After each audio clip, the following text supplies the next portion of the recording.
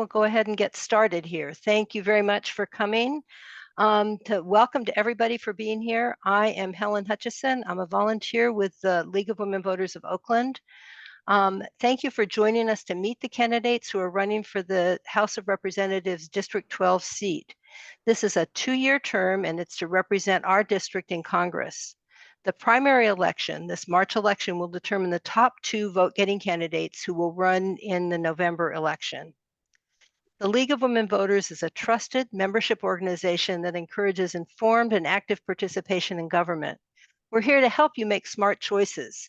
We never endorse or oppose candidates or political parties. The League does participate in advocacy and in voter education. The advocacy arm of the League may take positions on issues such as ballot measures. This forum tonight is presented by the voter education of the arm of the League. We use a few simple rules to be sure you get balanced information and all the candidates are heard equally. The League wants to ensure that the community has a voice, so the audience was invited to send questions in advance. These questions have been sorted by a team of League members. We will not be taking questions from the floor, so we will not be using the chat box tonight. Quickly, I'll remind the candidates of a few of the ground rules. To keep the discussion flowing, you'll be expected to keep your answers to 1.5 minutes. You will be timed and the timer clock can be seen by all of us. As the moderator, I may have to cut you off so we can stick to the schedule. The first question will go to all candidates. After that, each question will go to groups of just 3 candidates. There will be no separate rebuttals. If a candidate chooses, they may use some of their 1.5-minute response to address a previously asked question. We'll switch up the order so each candidate has a chance to answer first. The starting order has been chosen randomly. And at the end, each candidate will have 1 minute to make a final statement. So welcome to our candidates for the House of Representatives, U.S. District 12. They are Abdur Sikder, Latifa Simon, Glenn Kaplan, Tony Desog, Jennifer Tran, Eric Wilson, who does not appear to be with us tonight, and Stephen Slauson. Okay, so now we're going to switch to the questions. This first question will go to all the candidates, and we're going to start with Abdur Sikder. Whoever becomes the new representative will not have the seniority of Barbara Lee, who was first elected in 1998. As a new representative without seniority to lead congressional committees, how will you maximize your effectiveness as a district representative, and what committee assignments would you seek? So, Abdur Sikder, you are first. First of all, good evening, and thank you so much for organizing this forum. And of course, the answer to the question, I am 56 years old, and I lived in many countries, and I studied in different disciplines and worked in different disciplines. So I have enough expertise and skill to represent the people of this district. And especially AI, machine learning is my area of research. And also I am working as a financial consultant. So I will be very good for the several committees in the Congress. So one of them could be Foreign Affairs and Finance Committee that they have a different name, and some other committees that I can contribute very strongly with my skill and experience. And also I'm a parent, and in terms of the local public safety case, I have a lot of experience living in different countries, and I know that we need to keep the system clean in order to have a peaceful life. And we don't have that at this point. And I believe strongly that I can influence from the Congress to the local level to solve a lot of issues together. Thank you. Thank you very much. Latifa Simon, you're next. Well, good evening, everyone. Thank you so much for having me. I want to make sure I'm seeing the timer. Okay, thank you. It's a great question. I've actually spent the last 30 years organizing, advocating, leading organizations and initiatives, and in fact, lobbying Congress. You know, as someone who has had to build nonprofit organizations fighting for the rights of young women who have been in prisons and jails, those seeking jobs. I've had to go up to the Hill. I know the committees. I'm really interested in using those relationships that I have in Congress, including being endorsed by the Congressional Progressive Caucus, over 120 members of Congress, to fight for a few committees, Foreign Affairs, Rules and Accountability. I would love to serve on the Transportation Committee. I think I have a lot of insight there. Very excited to be with you all tonight and to answer these questions. Thank you. Next up is Glenn Kaplan. Hi, thanks for having me. As one of my previous colleagues just mentioned, I too have lived abroad. I also have a master's in civics and taught social studies education. I'm a small business owner in Oakland. I actually should say I was, because it looks like our business is finally ending, and that's too long a story for this question. I had passions. Whereas my brothers and my father always knew what they wanted to do, there were so many different things I was fascinated by, which is why as an undergrad, I studied philosophy, and then I was a journalist, and I touched on a lot of different areas, and so many different areas fascinate me. But one in particular is science and technology. That would be a committee I would definitely like to be involved in, and education as well. My master's was in social studies education at Teachers College at Columbia University. Also, my experience in small business, wearing multiple hats, and just seeing what's happened to small businesses on every layer of government, particularly the federal government, by experiencing it in the trenches. I feel it gives me quite a bit of insight. To be honest, I'm a little bit rattled today because I found out today that it looks like my business will be closing among so many others in Oakland and Alameda County, and it's just so disheartening. And so I'm a little bit cloudy because of that. It's been a long day. I'll leave it there. Thank you. Thank you. Next up, Tony Desog. You're muted. You need to unmute.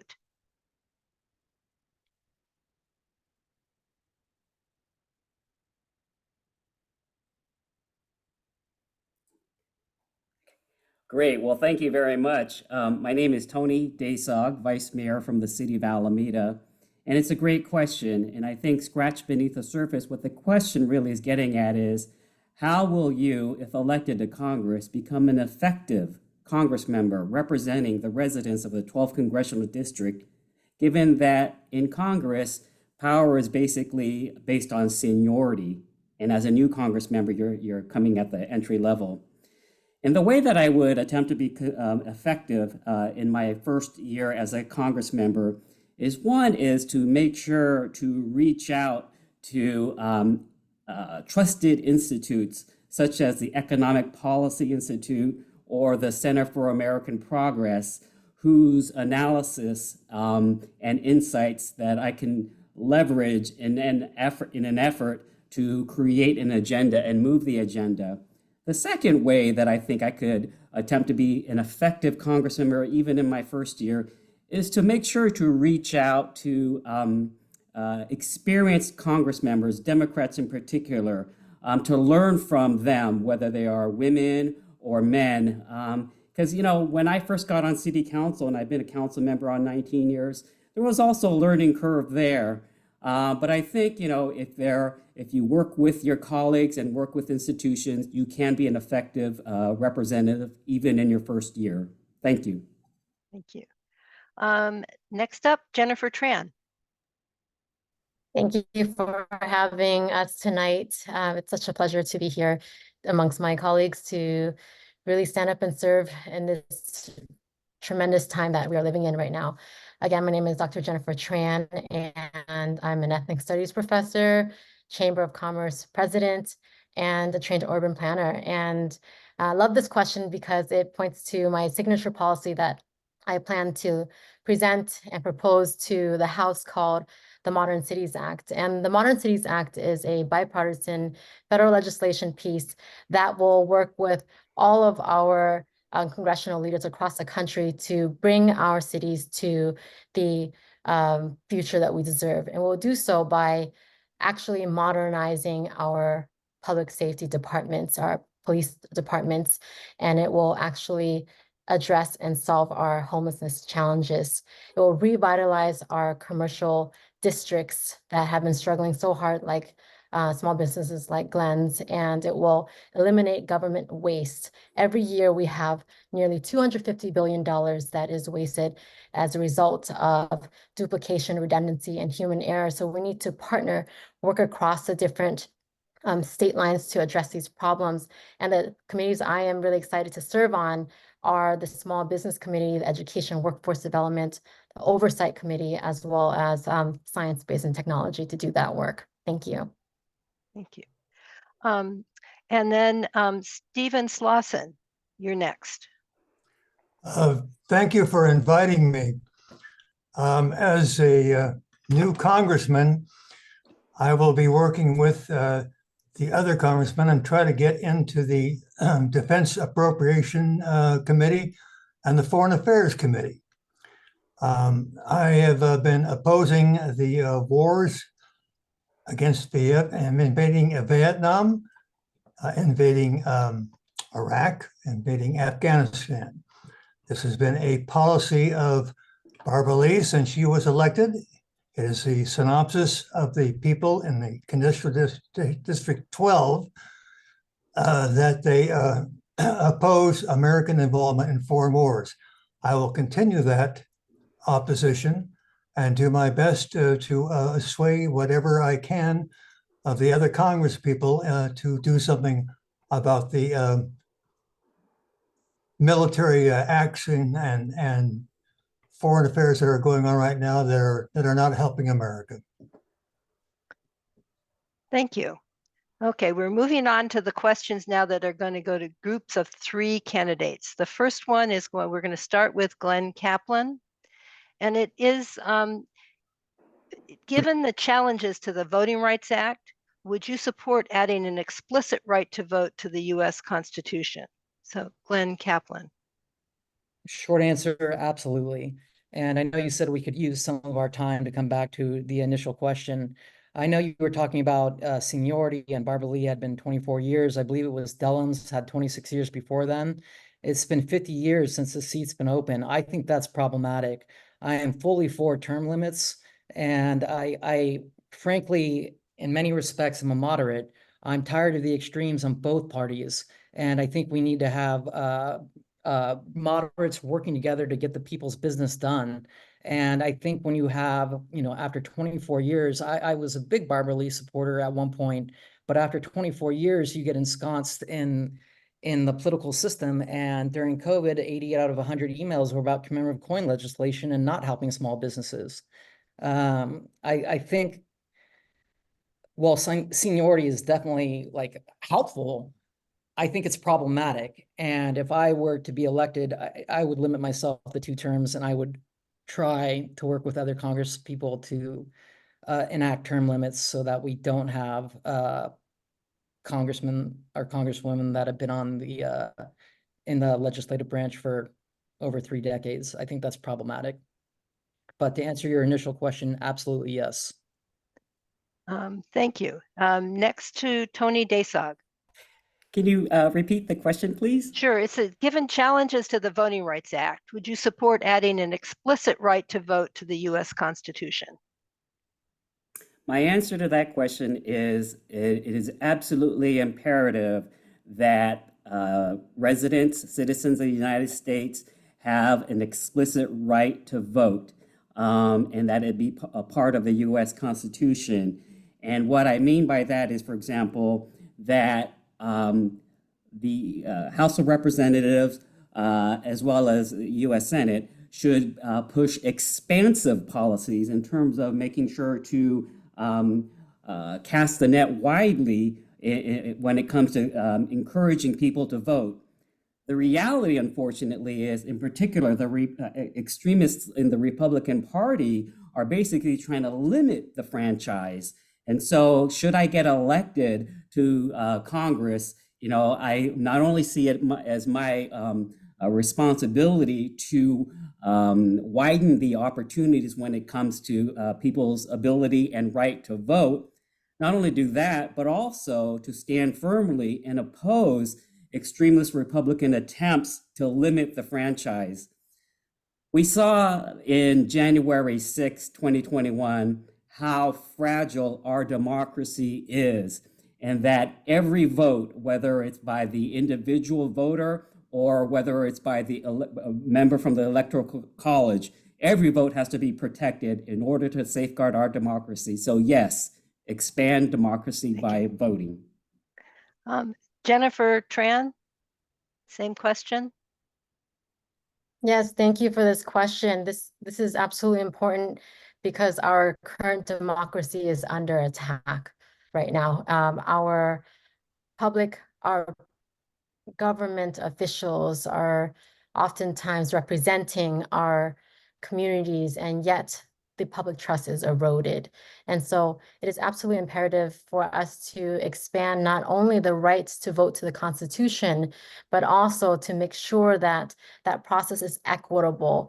Our voting process continues to exclude folks who have been historically marginalized in our cities and our countries, from immigrants to folks who have limited English proficiency and navigating the process, and we do not have representation that we need at the moment. And we have this also exacerbated by the involvement of billionaires and corporations, which makes it less democratic than ever. And to add injury to the challenge that we're facing in democracy right now, we have disinformation that is really preventing people to see the importance of their voice. And this is why this seat is absolutely important for us to redefine what it means to be progressive, and also to encourage folks to get out, to know that the issues that really keeps them up every night and alarming them is on the ballot.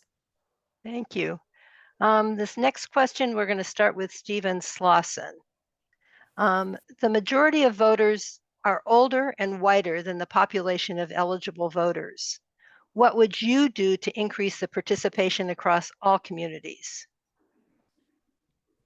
That's a good question. It goes back to basic signing and registering for voting. When you turn eligible to vote, you have to be convinced to go down there and sign up and vote. I would in favor of that being a continuing policy. I don't see any need for any legislation to increase that. We're going to get an influx of young people year after year, eligible vote. All you got to do is go down and register them, and it'll take care of itself. Thank you. And then Abdur Sikder. Oh, you're muted. Thanks for the question. It's a very important and critical question you ask. So what we see in the election process is basically some people vote and the rest of the people, they don't care. They don't even register for vote. Even my own student lives in Auckland, and I asked him, like, do you vote? Are you registered to vote? He said, no. I said, why not? He said, I don't see any changes. I don't see anything there for me. I said, come on, man, just vote for me at least. He said, no. So means what? So our political system so broken and so corrupt, I say. So people have no confidence about political leaders. And one of the reasons you see that, so in this race, someone got endorsement a year back. 1 year back means what? It means something else. So they choose people and they force public to vote for them if they don't want to. They don't give them option to choose from the best candidate. That's what happens last 26 years. One candidate, and Democratic Party, the way they act, the only one candidate. They're not actually allowing anybody else to compete even. So people actually have no option to choose the best candidate, even though the current candidate is not doing right. Thank you very much. And I know I said that questions were going to go to groups of 3 candidates. Because we're missing one candidate, occasionally we will get just 2 people get a question. That's the way my grid is working out. So we're moving on to the next question now. And it's about climate change. And we're going to start with Latifa Simon. What national efforts do you support to combat climate change, ensure sustainability, and promote renewable energy? Thank you so much. What a great question. And I've loved all the questions so far. You know, all of our children deeply deserve to live in a world where they could breathe clean air and drink clean water. And as a mother, which is so important, I know that my children, my girls, will inherit a world much worse than the one that I was born into. So, you know, I've been proud to work with President Biden and see what he's done with the Inflation Reduction Act. It's the largest piece of legislation on climate legislation in the United States history. There's so much more resources to churn out of that turnip. And again, as someone who's experienced of bringing resources back home, as the work that I'm doing right now, it's about supporting organizations, it's about supporting initiatives who are pushing back against the climate polluters like Chevron and others. And it's also about knowing how Congress works, knowing that we have a 30-30 plan that we are nowhere near set to pass. As a pragmatic legislator currently in my roles now that I serve on as an elected and appointed, I've been clear, we have to introduce legislation, be able to whip votes, especially in a time where climate change is on the rise. I am a climate advocate and have been endorsed and supported by many folks and leaders in the climate justice community, including the Sierra Club. They know that they can count on me, and I'm ready to go. Thank you. Next to Glenn Kaplan. And again, just to use a little bit of my time on the last question, I definitely agree with you. I think the barrier to entry to be a congressperson, I mean, is 7 figures. And it's absurd. And I think it's time for one of a regular citizen to be able to represent the community, as opposed to having billionaires and various PACs and so forth channeling so much money into the electoral system. I mean, the status quo is not working, and people are frustrated and angry. And that is one of the reasons I'm running, is because I'm frustrated. And but to address your question directly, of course, climate change is an absolutely critical issue in today's world, but it's not just the United States that we'll have to work with. We'll have to work with the international community. It requires a global effort. And it was so disheartening when Trump backed out of the Paris Accords. There are so many different things that we can be doing. I think California, in many respects, is a leader in that area, insofar as, say, electric vehicles, mandating that they are basically all electric by 2030. I don't have the date in front of me. There's a whole slew of various legislation that can pass, and part of the Green Deal that can help.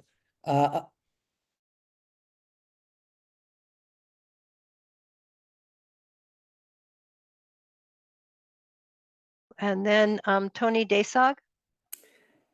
Can you repeat the question again? Thank you. Sure. And I'll tell you that all the questions are in the chat. So if you open the chat, you can see them, but I'll repeat this one. What national efforts do you support to combat climate change, ensure sustainability, and promote renewable energy?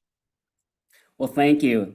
Climate change is certainly one of my top priorities should I get elected to Congress, largely because, you know, I've been a council member here in Alameda, and I grew up in Alameda, which we all know to be an island.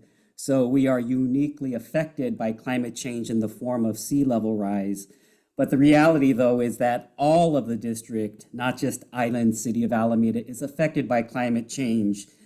For example, San Leandro is affected by the way in which the sea level rises affects the groundwater system, resulting in a deficiency in the groundwater system.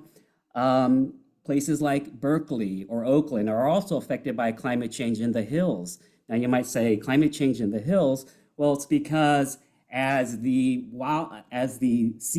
summer seasons get longer, what that results in is a greater risk of wildfires. So we're at risk of climate-induced wildfires because of the lengthening of the fire seasons.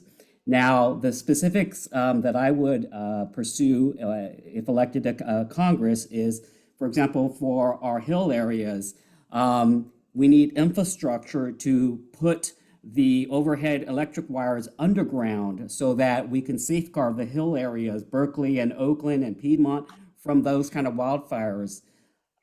For places like Alameda or San Leandro, we also need to backfill and help out when it comes to the stormwater infrastructure, which is Thank you. affected by sea level rise.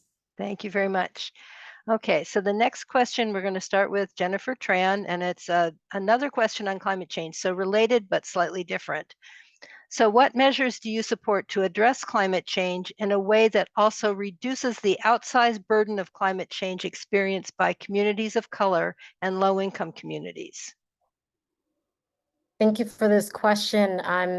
Again, I teach urban planning in ethnic studies at Cal State East Bay, and any politician who is going to talk about we need to modify human behavior and working on cap and trade programs with heavy polluting industries is just simply not understanding the state of that we're in as a planet at the moment. And we need to listen to the scientists who study the earth and its systems, and they have pretty much unanimously agreed that we're past the tipping points of hyper-destructive temperature increases. And so my climate position is, yes, it's a yes and position in which we support the Green New Deal, but more than anything, we need to invest heavily as a nation in innovative technologies that can capture greenhouse gases at a scale to reverse the temperature increases that humans have caused. Our communities of color cannot wait for these incremental changes that our politicians and leaders who are imagining over time, this transition. We cannot wait. And as long as we are not thinking about carbon sequestration technologies and finding ways to really mitigate the global warming effects, then our future generations is not going to be able to stave off the challenges of climate change. Thank you. And Stephen Slauson? Yes, will you repeat the question? Sure. What measures do you support to address climate change in a way that also reduces the outsized burdens of climate change experienced by communities of color and low-income communities? I'm going to propose canceling all subsidies for electric vehicles, all subsidies for solar power. We were told that the implementation of solar power was going to reduce our electric bills, and it didn't. Our PG&E bills doubled for the simple reason that they had to put a whole bunch of storage batteries, storage facilities for this solar power. The solar power is not reliable. Climate change is a scam. Earth has been warming up for the last 12,000 years, and there's nothing man can do to cool it down. And the communities of color are the same communities that you and I live in. The climate is the same for them as that you and I, and they don't need any extra help. And any extra help is going to put a burden on every taxpaying person in Congressional District 12. It's unnecessary. Okay, we're going to move on to the next question, and we'll start with Abdur Sikder. The federal budget process appears to be broken. What do you see as the major factors precluding the budget to be established in a timely fashion, and how would you propose to address these factors? Thanks for the question. This is a difficult question. You can see that Congress last 1 year did nothing because they cannot put it together to get their speaker there. So of course the party is broken, especially Republican, and they can get things together. So nothing happened. So as a congressman, if I go there, I wish to work together with other side, convince the Republican and work together and get things done. That will be the first approach. I know that's not easy, but it can be useful because we need the charismatic and also bold and intelligent leader. That's we are lack of. The whole world, not only our constitution, constitutes here, District 12, a whole world actually, a lack of leadership. So we are lack of honest, bold, and intelligent leader. And I think I have some qualities. You need qualities, not quantities in the Senate. You need quality that people have, they can change the world basically, and inspirational, not just endorsed by some corrupt people. Thank you. Thank you very much. Latifa Simon, the budget process. Thank you for the question. I'm a Bay Area girl, and I got my master's degree in public administration from USF, Go Dons. And one of the focuses of my study, of my academic focus, was really understanding how good budgets are passed from local municipalities to the federal level. We know that our current Congress is completely broken.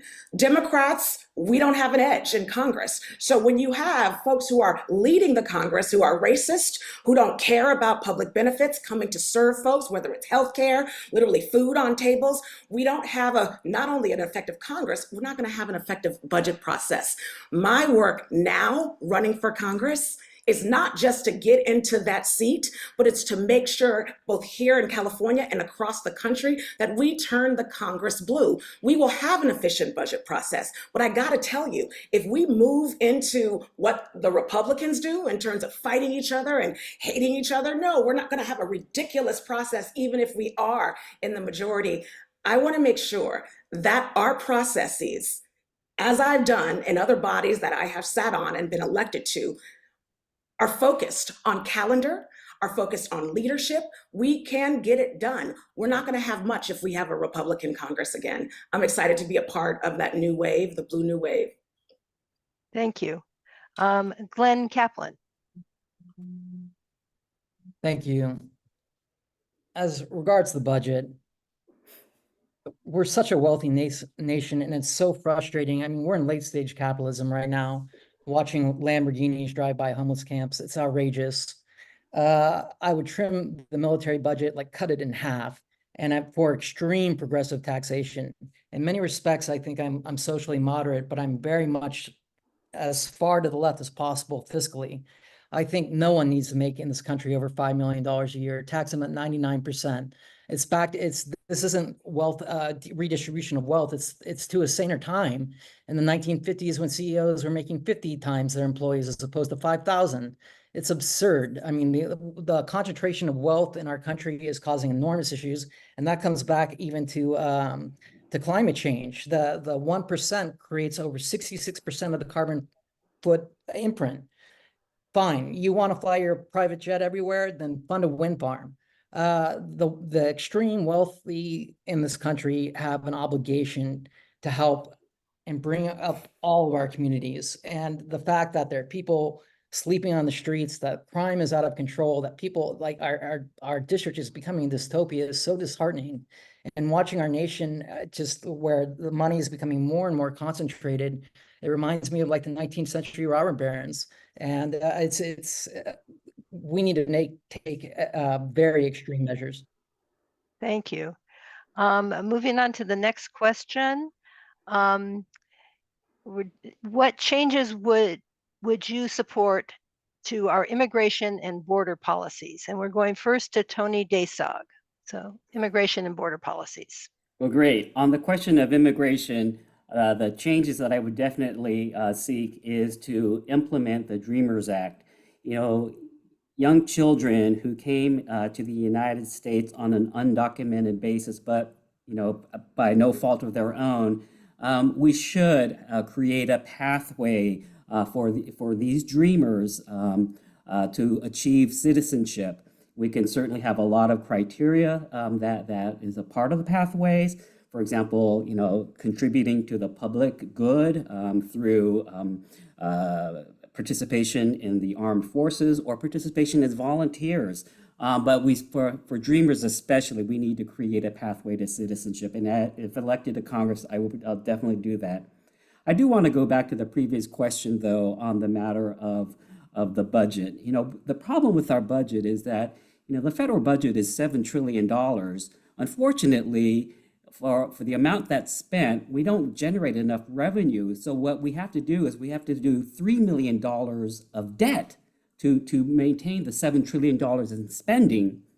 And much of the spending, that $7 trillion, cannot easily be cut because there are things like Social Security, Medicare.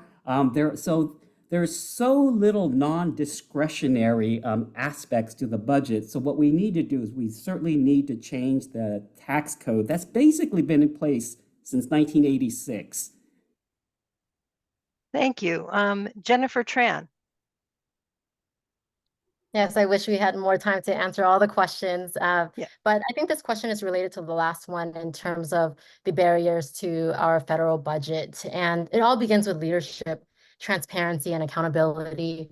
And our inability to work with technology and across parties to eliminate government waste makes it difficult for us to invest in the social services that our communities of color heavily rely on, and particularly our immigrants and refugees.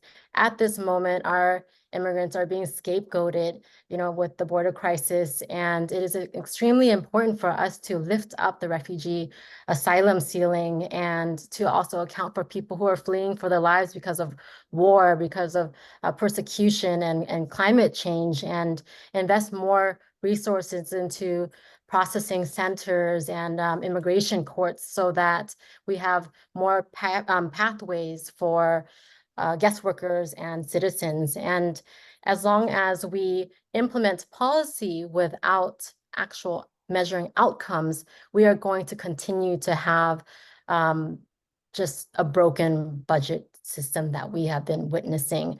And I just want to take this moment too to share that we see it in our own backyard. BART alone received $3 billion during the pandemic, and yet only 17% of the riders feel safe. We need to make sure that our outcomes align with our policies and the intentions for them. Thank you. The next question will start with Stephen Slauson. The Deferred Action for Childhood Arrivals, DACA program was created to protect eligible young adults who were brought to the U.S. as children from deportation and to provide them with work authorization for temporary renewable periods. Do you believe those with DACA status should have a path to citizenship? And would you support legislation to establish a program like DACA for new participants? I believe they should have a path to citizenship. They've contributed to the well-being of this community since they were let into the United States. They were more or less promised citizenship. I think they should get it, and legislation should be introduced to provide them a path of that citizenship. Thank you. Moving on, Abdur Sikder. The same question, DACA? Yes, same question. Yes, Yes. yes, to that question that I will support DACA status recipient to become a citizen, provided their background is clear. They're not involving any sorts of crime. If there is a crime, no. If there's no crime, they should be accepted because they are part of us. They're living here a long time and they came as a baby, and they are contributing to our society. They went to school here, college here, so they deserve a decent life. So we should support and give them that life. And one question I want to go back to the climate change that I didn't have a chance to answer. So I am a climate change researcher. I actually published a paper with a UC Berkeley professor about climate change and COVID-19 death rate. And if you're interested, you can read it. It's available online. And there, so one point I want to emphasize here about climate change, that we need to educate people. So a lot of people have no idea how exactly the climate change works and how they contribute to the warming of the world clearly, because some people, they deny it, they have no knowledge. So we need to actually educate people and present people with the correct scientific findings, authentic scientific findings that people can trust. And we should allow them to present to the people, like let them know that this is the way you should attack climate change. Thank you. Latifa Simon, you're muted. Thank you for the question. we have an immigration crisis. We also have a crisis of administrative failure. When I was running the Lawyers Committee for Civil Rights for many years in San Francisco, I was able to expand our asylum clinic, ensuring that folks who were deeply seeking asylum, leaving very difficult conditions in their homeland, had the right to achieve the process of asylum. We don't have civil Gideon in this country. You might have the right to seek asylum, but you don't have a right to representation, something that needs to be changed. But, you know, I'm proud to have the support of Senator Alex Padilla, who has been leading on this issue for many years, as has Kamala Harris and the wonderful Barbara Lee. And as a member of Congress, I'm clear that I'm going to stand to fight to reduce the long waiting periods of folks seeking asylum coming from distant places. Additionally, I think it's important that we broaden the conversation around immigrant justice. We need a clear and tight pathway to citizenship for the 11 million immigrants working and living in our country who are contributing to our economy. Thank you. So the next question will start with Glenn Kaplan. And it is, what is the appropriate role for the federal government in reducing gun violence? All right, I just want to talk very briefly on immigration, and I'll come to that. I agree with what Tony was saying with Dreamers, DACA. We are a nation of immigrants, and we are taught in schools, and at least in public schools, that the United States is a melting pot. But lately, it seems like it's more like a salad, and that we've sort of pushed each other into different groups, and it's frustrating. I mean, when my grandparents and great-grandparents immigrated here, I mean, they learned English, they assimilated. We're Americans, and that's what binds us. We're a nation of immigrants. There's too much to say on that, but bringing up both immigration and gun control in a minute and a half, I don't even know how to start. As far as gun control, I mean, there are so many different laws on the books that are not being properly enacted. There's no need for assault weapons. The fact that it's easier to get, I mean, it's significantly harder to get a driver's license than a gun license. Why not make it that difficult? Why not have, you know, I know you have to take a test, but a whole slew of different factors, and there are background checks, but it's much harder to get a driver's license than it is to get a gun. That doesn't make sense to me. Thank you. Okay, so Jennifer Tran, gun violence. Thank you. We have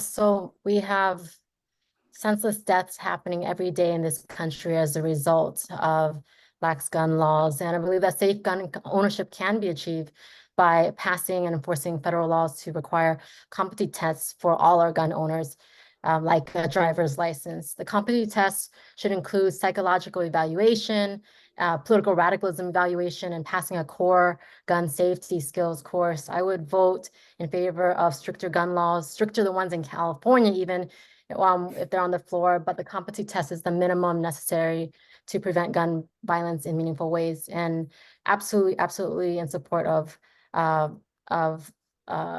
banning the assault rifle. Thank you. Stephen Slauson. I believe in controlling gun violence by going after the people that committed the crime. I think we should restore capital punishment. I think we should make those killers of those people that are using these guns organ donors. I don't favor any more legislation. Every time we try to do legislation on gun control, it gets overturned. And we are wasting our time in trying to put new legislation in place when it doesn't work. Go after the criminals, make them pay. So for the next question, we're going to start with Tony Desog. What is the most effective way to provide the highest quality of health care to the greatest number of people in the United States? Let me answer the question in two ways. First, there is the most effective way to provide health care versus the most practical way. The most effective way to provide health care to those who are especially uninsured is through a Bernie Sanders type of universal health care, Medicare for all, et cetera.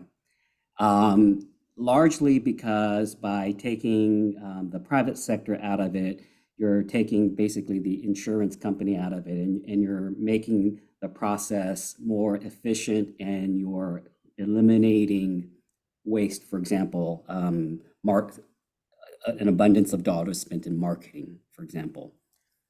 The problem with the Bernie Sanders type of universal health care, though, is that it will cost not $30 billion, but $30 trillion.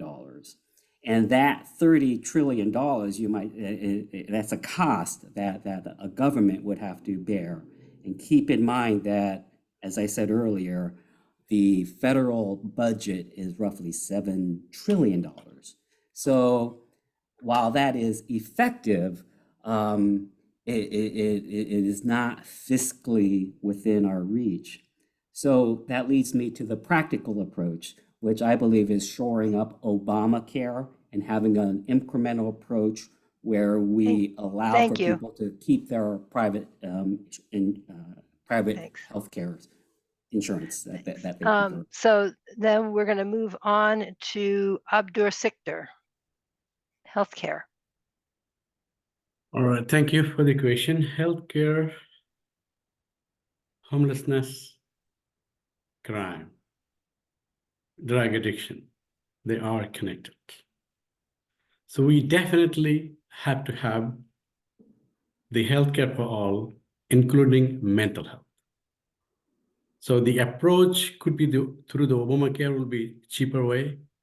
Like a state should come up with their fair share to support the health care, and also federal government should also contribute to that as well.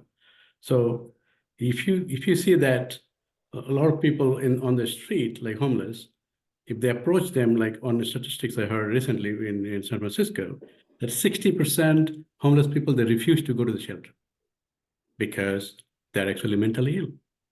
So when we approach a mentally ill person, if they say, you are mentally ill, let's go to the hospital, they'll say, no, I'm fine, I'm okay. Because they have no sense to actually justify whether they are okay or not. So that's why the mental health issue is a big issue, and it will solve a lot of issues, actually. Homelessness will disappear, and also the crime will reduce for sure. And of course, we have to control the drug addiction, the supply of drugs. See, nobody talks about that because some influential people, they make a lot of money out of drug trafficking. So thank you. Thank you. The next question will start with Jennifer Tran. And it is that Congress, particularly the House of Representatives, has been in almost total gridlock for the past 2 years. What would you do to address the gridlock? Thank you for this question. We can see the gridlock happening at all levels of government, and the gridlock has to do with ideological extremism that we see again across all levels of government, and we need to be able to engage with the middle America that just want basic rights to safety, being able to make sure that everyone is housed, being able to have robust and thriving commercial corridors, and to eliminate government waste. Everyone knows that this is a problem, and this is why through My Modern Cities Act, we will be addressing these issues that really address the concerns of everyday citizens, everyday people who are paying tax dollars and not seeing their quality of life improved. And that is a bipartisan issue. That is a nonpartisan issue in terms of making sure that all of our cities are reaching its potential. And in the Bay Area, we have an opportunity to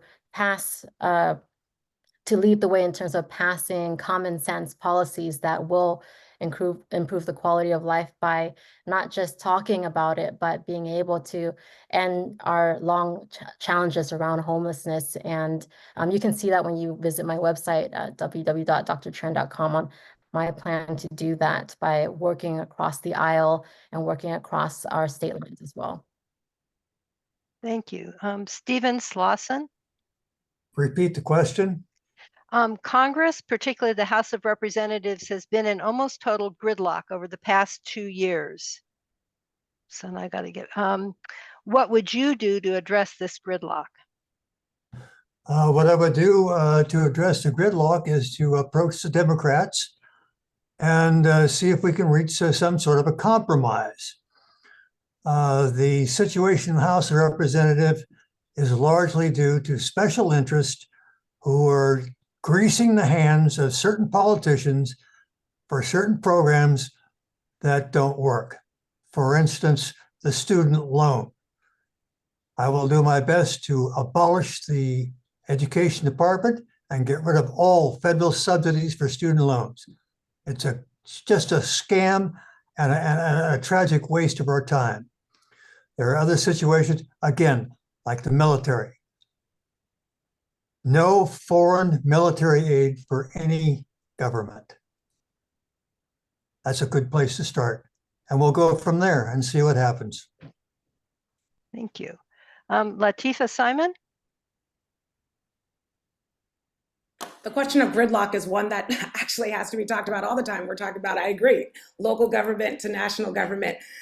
Every single institution that I have walked into in leadership has been struggling. Leadership is clear and extremely important if you want to get anything done. From coming onto the BART board, an institution that has definitely had its issues. When I became the president in 2020, COVID hit. We lost all of our revenue. Of course, as the leader, I had to go and work with the Trump administration, with other leaders around the country committed to transit justice to make sure that our institution continued to survive, literally survive. Made sure that no employees got fired, that we weren't exacerbating the homeless process.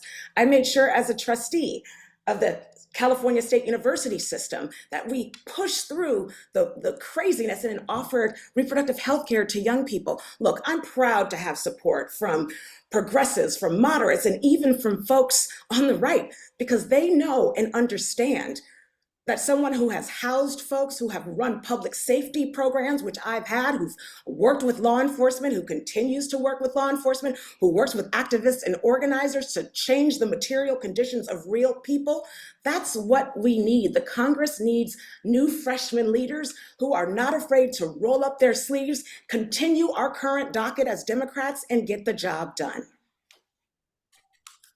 Thank you. The next question, we're going to start with Abdur Sikder. Among the federal government's many housing assistance programs, which are the most important for our communities now, and what funding for local housing will you advocate for?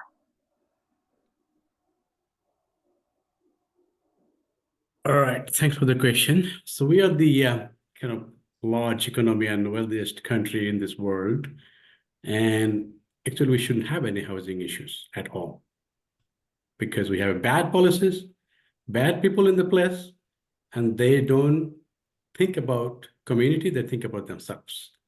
And you see that all this, I mean, that's what it says, like system is broken, so you don't get to choose the right people who will actually think about community, especially low-income community. So if I get opportunity to go to the Congress, of course, I will try my best to actually help the communities to build more affordable housing, especially affordable housing, and also the housing assistance like Section 8 is very important because I know a lot of people having Section 8 voucher and they can live their life I mean, a little bit better than like paying full rent. So Section 8 we should increase more, and also we try to build more housing. And I think it's not impossible if we have some funding from the federal government and helping with the local government, like state, we should be able to provide adequate housing for all the people in our community. It's not a big problem. It's actually a small problem, only need big initiative and good heart to work with. Thank you. Glenn Kaplan. Hi, thank you. Actually, I'm gonna go over a couple questions that I didn't get to answer briefly on healthcare, single payer healthcare with affordable rates and compensation. Medicare for all, essentially. My three top priorities in this race are public safety, marginalizing the extremes, and income inequality. And so I wanted to talk about what you're talking about, how we get things done.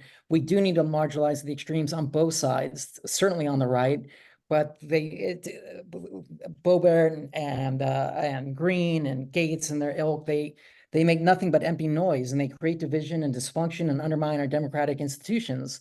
We need to have moderates that can find common ground and get the nation's business done. And all this acrimony and gridlock is doing nothing but causing just pain, not only on a federal level, but in our district. And right now, in our district, it's suffering. And frankly, I don't want the endorsements of a lot of the politicians in our district. I don't want Pamela Price or Shane Thau to be endorsing me. I have nothing to do with them. The status quo is simply not working. And we need people that are willing to reach across both across the aisle and work with each other. And even like, for example, I'll give a quick example. I'm running out of time, but for example, I am definitely pro-choice, but I can understand and see the other side and pro-life. But not that I agree with it, but at least I can understand and see it. And we need to empathize and work with each other and stop being like so far on the end of the spectrums. Thank you. The next question, we're going to start with Stephen Slauson. I gotta click again. Should there be a national student debt loan forgiveness, national student loan forgiveness program? And if so, how do you think it should be structured? There should not be a national student loan forgiveness program. Those debts have got to be paid. I'm not going to pay for somebody else's education. Our government set that program up, and it screwed the students taking the loan, and it screwed the people that have to pay it off. You and I are going to get stuck for that bill if they so-called forgive. It's not a forgiveness. They're just transferring the debt from the students to you and me. I do not support any kind of debt forgiveness for student loans. Thank you. Latifah Simon. I am an extreme proponent for student loan forgiveness.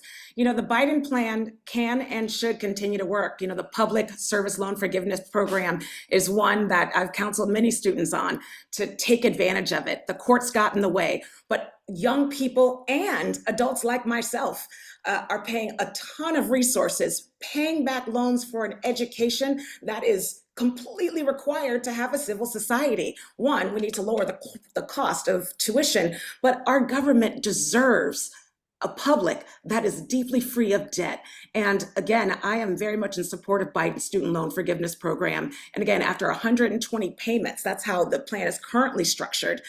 Folks who are working full time, especially in service organizations and in nonprofit organizations, and also for governments, should get an opportunity to have their loans forgiven. Not immediately, you got to pay some of those back, but again, the loan program that was purported by our current administration is one that is so desperately needed in this country. Hundreds of millions of dollars could go back into our economy instead of private loan holders. We have to uphold this idea that young people should be able to seek a graduate and postgraduate education and still be able to buy a home, or for much less rent an apartment in the Bay Area and across the country. I am and will continue organizing to make sure that this administration will continue to provide opportunities for students to get out of debt.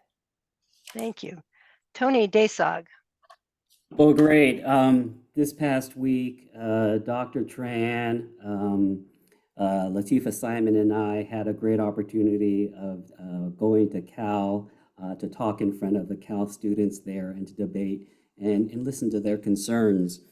And the thing that really struck me in talking with them privately was the amount of debt that young students take on in order to achieve their education, not just at Cal, but across the country. You know, when I went to Cal in the mid-1980s, you know what my tuition was? My tuition and reg fee was all of $1,500. I remember my reg fee was $640.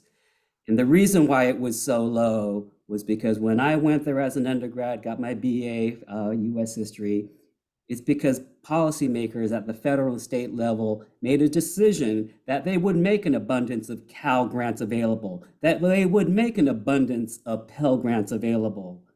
What has been happening now, though, is that our education, even for the public sector, has been privatized. That it's been, the burdens of the public education at places like Cal or anywhere, or Cal State East Bay, as Dr. Tran knows, has been privatized and put on the shoulders of the students.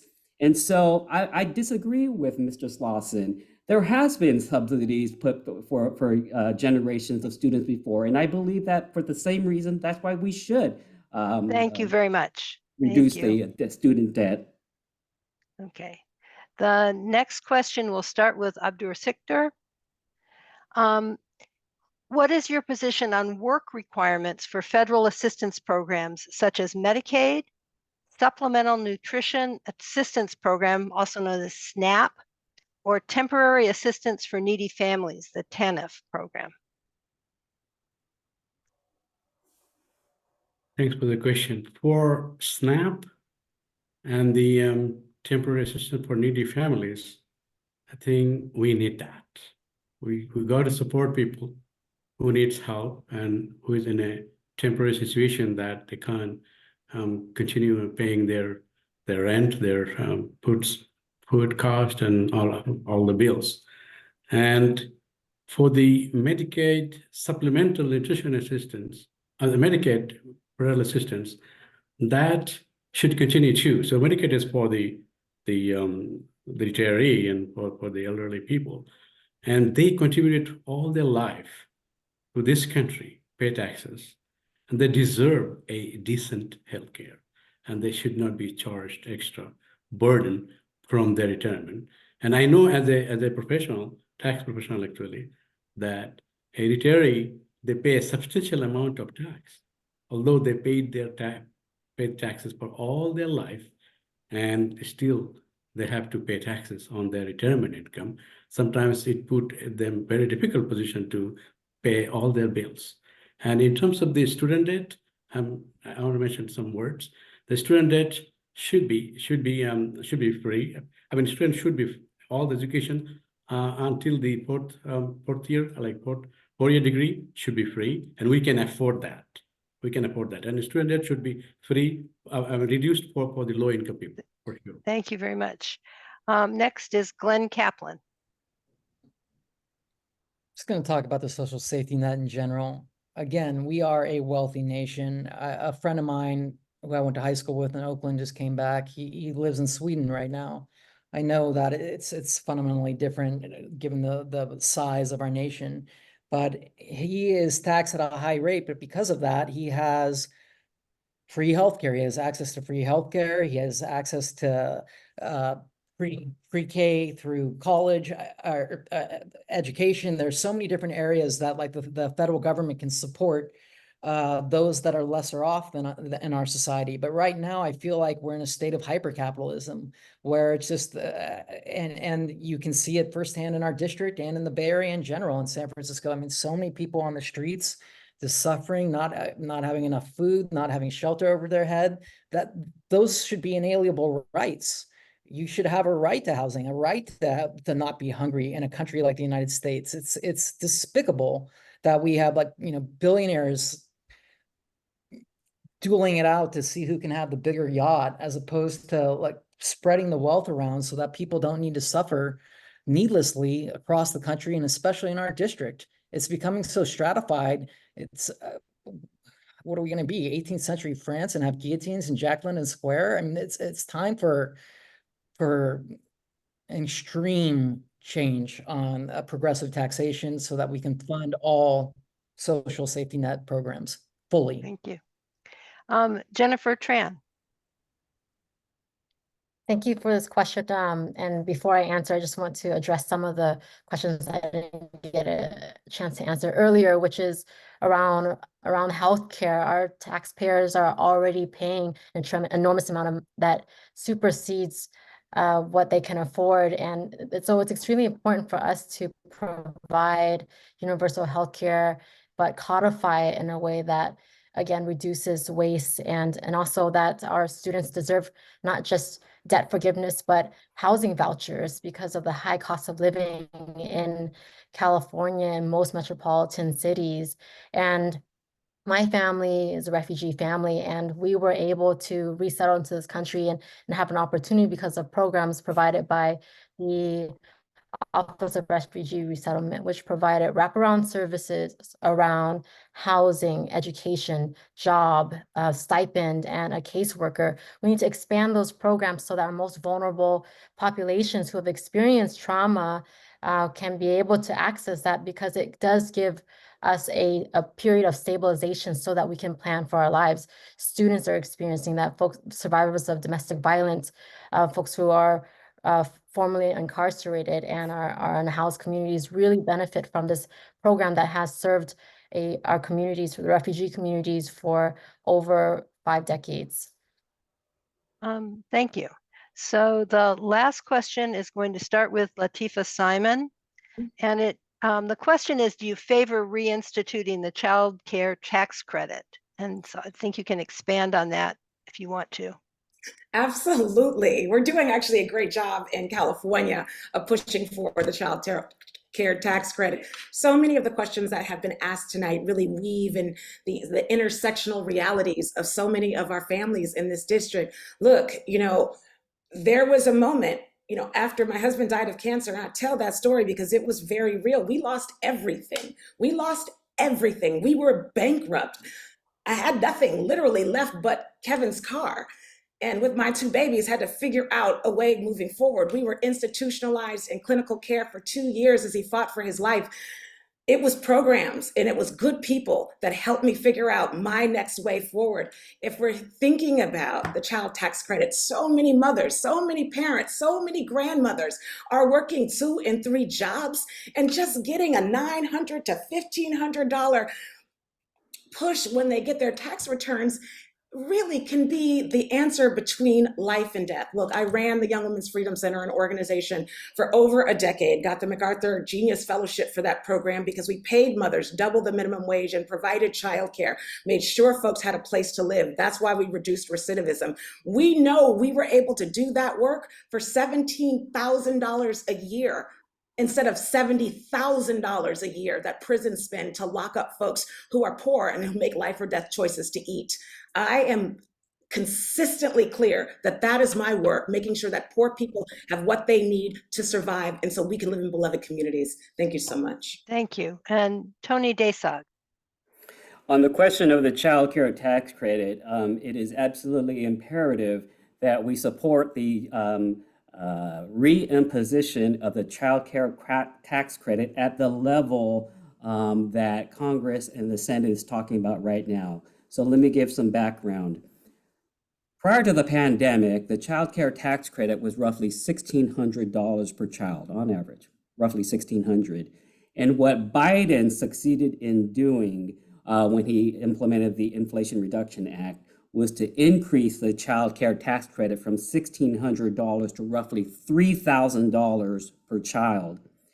The incredible repercussions of that was that the child poverty rate dropped dramatically because of the increase from $1,600 to $3,000 in the child tax credit.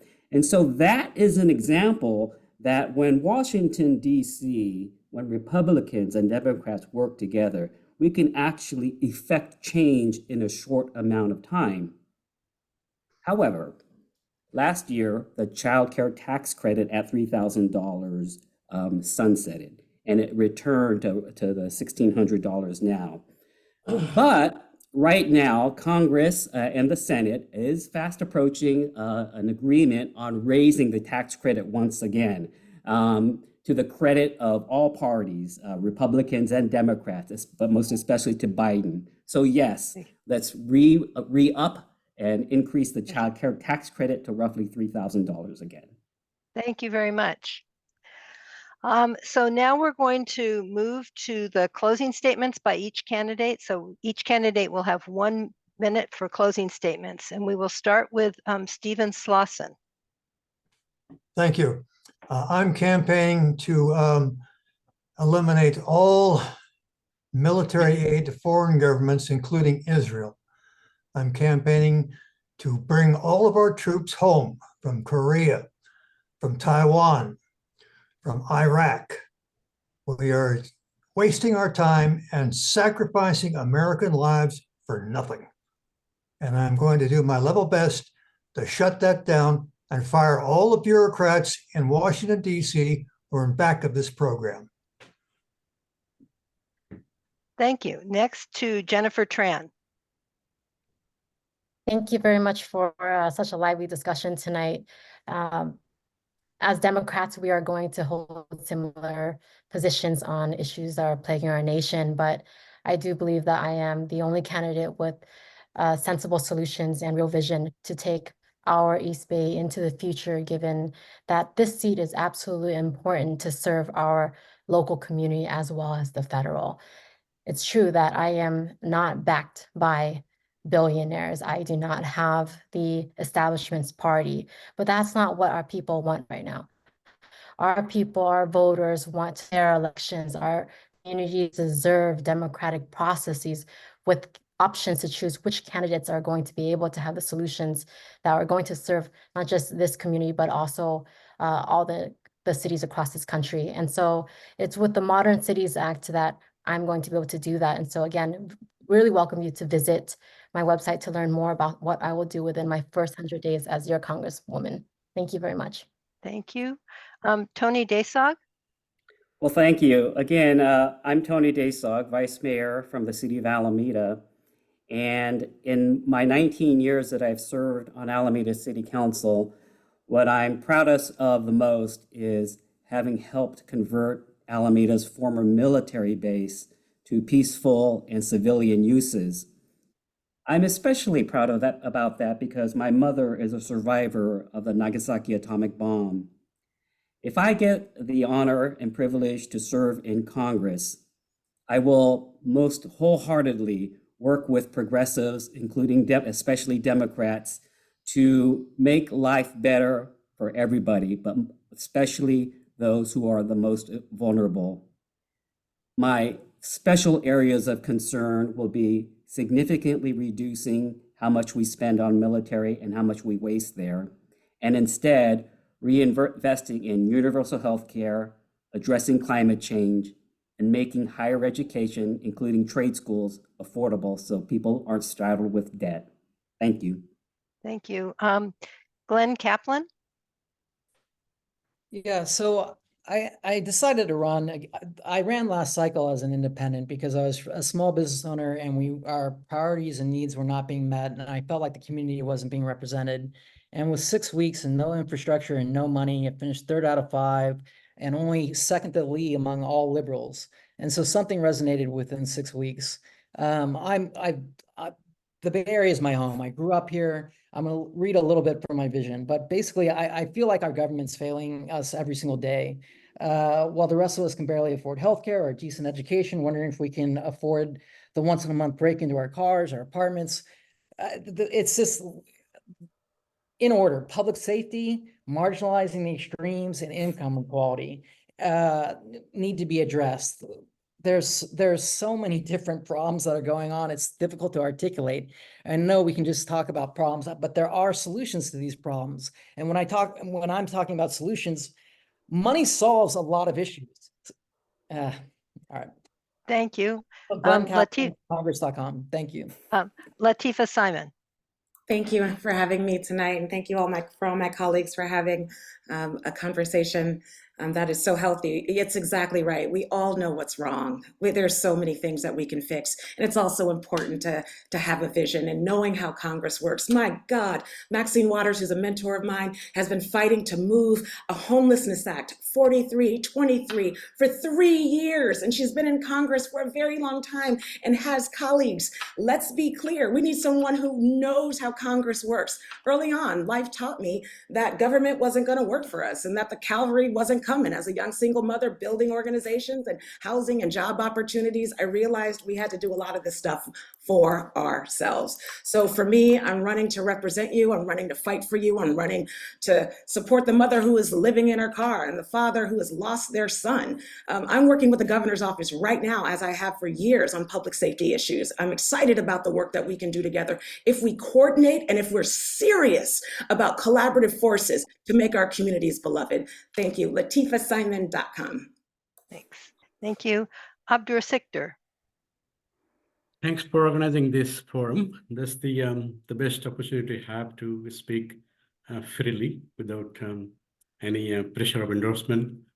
All right. So I got bachelor, master's, and PhD in computer science, and I worked as a professor in many institutions. And I have MBA in finance, and I work as a income tax preparation person.